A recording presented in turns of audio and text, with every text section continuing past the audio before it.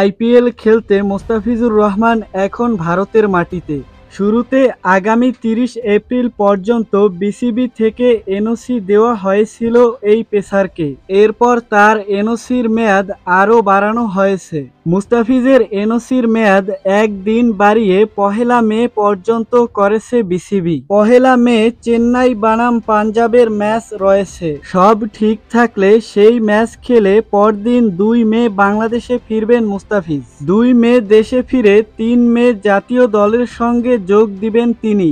আসরের মাঝপথে দল ছাড়াই পারিশ্রমিকের পুরো টাকা পাবেন তো মুস্তাফিজ? এমন প্রশ্ন নিশ্চয়ই অনেকের মনে ঘুরপাক খাচ্ছে। আইপিএলের নিয়ম অনুযায়ী গ্রুপ পর্বের ১৪টি ম্যাচ খেললে মুস্তাফিজ পুরো টাকাই পেতেন। তবে সেটি না হওয়ায় আনুপাতিক হারে পারিশ্রমিক পাবেন এই পেসার। এখন পর্যন্ত ৫টি ম্যাচ খেলেছেন ফিজ।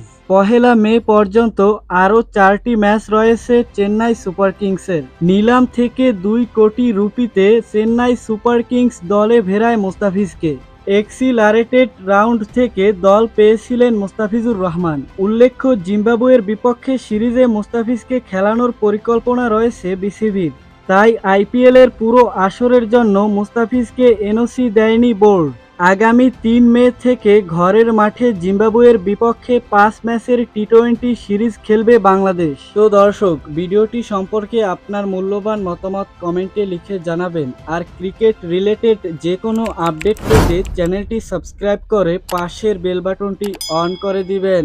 ধন্যবাদ।